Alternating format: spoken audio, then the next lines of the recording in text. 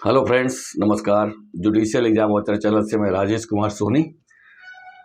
Problem है हमारे पास IPC की। देखते हैं, ये बहुत ही इंपॉर्टेंट प्रॉब्लमेटिक क्वेश्चंस हैं और अक्सर पूछे जाने वाले हैं। थोड़ा सा गौर करिएगा। ये इतने इजी होते हैं कि आप आसानी से इन्हें हैंडल कर सकते हैं अगर आपके सामने एग्जाम में आते हैं।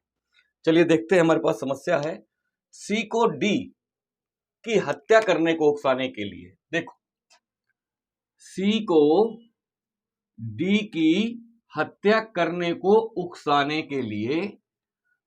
के लिए बी को ए उकसाता है।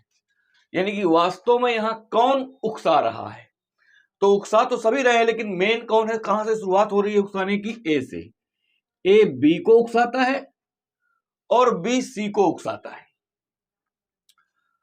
बी तदनुकूल डी की हत्या करने के लिए सी को उकसाता है, तो बी तदनुकूल डी की हत्या करने के लिए सी को उकसाता है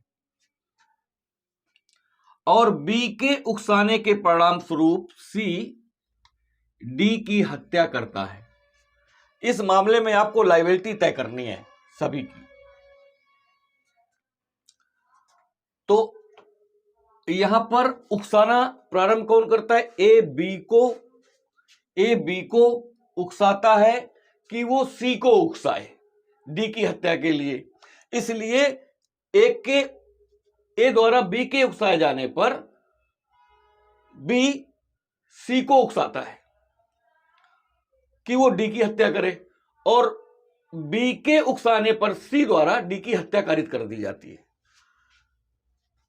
तो यहां पर आपको लायबिलिटी तय करनी है। ये सबकी आपके पास है, ए बी सी और डी की तो हत्या ही हो जाती है ना। ए बी को उकसाता है कि ए बी को बोलता है कि बी सी को उकसाए कि डी की हत्या करे, और बी सी को उकसाता है। तो ए बी को उकसाता है, बी सी को उकसाता है और सी जो है डी की हत्या कर देता है। ऐसी कंडीशन में हमको लायबिलिटी तय करनी है, इनकी तीनों की लायबिलिटी तय करनी है। तो अब इससे यह पता चल गया कि यहां उकसाने का अपराध एक बार नहीं दो बार हो रहा है। ए बी को उकसाता है, बी सी को उकसाता है। तो इससे आपको याद आ गया होगा कि सेक्शन 108 में एक्सप्लेनेशन 4 है, वो यही बात करता है। एक्सप्रेशन 4 सिर्फ यही बात करता है कि abetment of an offence being an offence, the abetment of such an abetment is also an offence.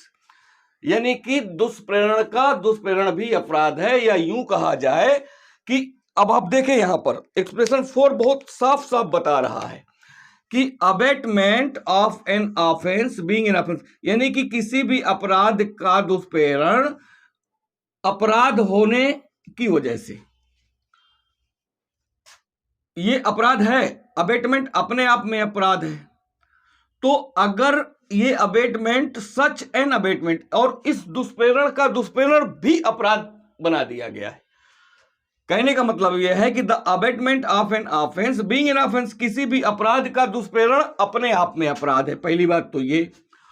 तो एक बात तो ये यहां पर खुद ही अपराध है, लेकिन अगर इस तरह का अबेटमेंट कर दिया जाए, the abetment of such an abetment, इस तरह के अबेटमेंट को का भी अबेटमेंट किया जाए, अबेट किया जाए, इज आल्सो एन ऑफेंस, तो वो भी अपराध होगा। सामान्य भाषा में दुष्प्रेरण का दुष्प्रेरण भी अपराध है, शॉर्ट में हम कह सकते हैं। तो यहां पर वही स्थिति बनती है। अब ए बी सी है, तो इन्होंने क्या किया? इन तीनों ने ही अपराध किया, यहां कोई नहीं बच रहा। ये इधर दुष्प्रेरण कर रहा है, अपराध तो यही हो गया, लेकिन इस अपराध का फिर से दुष्प्रेरण हो रहा है, तो एक बार अपराध यहां हो गया। तो दुष्प्रेरण का दुष्प्रेरण भी अपराध है। एक यहां पर दुष्प्रेरण हुआ और यहां पर दुष्प्रेरण हुआ, तो ये दुष्प्रेरण आगे बढ़ गया। तो ये जो इसके पास दुष्प्रेरण पहुंचा, इसकी बात करता है such an abetment is also an offence. तो ये हमको समझ लेना चाहिए। अब अगर ये पता चल गया तो हम यहां देख लेते हैं, सी हत्या करने का दोषी है परंतु ए और बी किसी अपराध के दोषी नहीं है, तो भाई ये तो हो नहीं सकता, क्योंकि अबेटमेंट का अबेटमेंट हो रहा है तो ये तो हो नहीं सकता। और इसको देख लीजिए, ए और सी हत्या के दोषी और बी दोषी नहीं है, तो ये भी नहीं हो सकता, क्योंकि अबेटमेंट तो ये तीनों कर रहे हैं।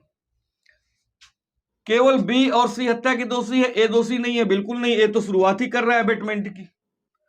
तो बचा हमारे पास ए बी सी, तीनों ही हत्या के दोषी हैं। ये तीनों ही इस मामले में हत्या के दोषी हैं, क्योंकि इसको आपको पता है कि जिस अपराध का दुष्प्रेरण किया जाता है उसकी लायबिलिटी उसी अपराध के लिए ही बनती है। यहां पर हत्या का दुष्प्रेरण किया गया है तो वो तीनों हत्या के ही दोषी माने जाएंगे। तो हमें याद रखना है कि धारा 108 का एक्सप्रेशन 4 है और इस 4 का ही इलस्ट्रेशन ही लिखा हुआ है। आप देखिए आईपीसी में तो धारा 108 के एक्सप्रेशन 4 का जो इलस्ट्रेशन है वो इलस्ट्रेशन ही ये लिखा हुआ है। उस इलस्ट्रेशन को पढ़ेंगे तो ये आपको मिल जाएगा, वहां पर थोड़ा बहुत अंतर के साथ मिल जाएगा, लेकिन बिल्कुल सेम वही लिखा हुआ है। कुछ सी ए बी का कुछ फर्क हो सकता है, बाकी प्रॉब्लम सेम उसी से ही रख दी गई है। तो हम प्रॉब्लम को पढ़ते ही हमें पता लग जाता है कि मामला अबेटमेंट के चैप्टर के अंदर कहां पर टिक रहा है, ये हमको पता चल जाता है। और ये हमने ऐसे ही पता भी कर लिया कि अबेटमेंट का अबेटमेंट हो रहा है, इसका मतलब दुष्प्रेरण का दुष्प्रेरण किया जा रहा है, तो इसका मतलब हो गया कि सेक्शन 108 के एक्सप्रेशन 4 में पहुंच गया। अब तो कैसा लगा ये वीडियो? अगर आपको अच्छा लग रहा है, ठीक लग रहा है, प्रीलिम्स की तैयारी आप मेरे साथ करना चाहते हैं या कर सकते हैं, तो फिर आप मेरे चैनल जुडिशियल एग्जाम वॉचर को सब्सक्राइब कर लीजिए। लाइक और कमेंट करते रहेंगे तो मैं आप लोगों के लिए वीडियो बनाता रहूंगा।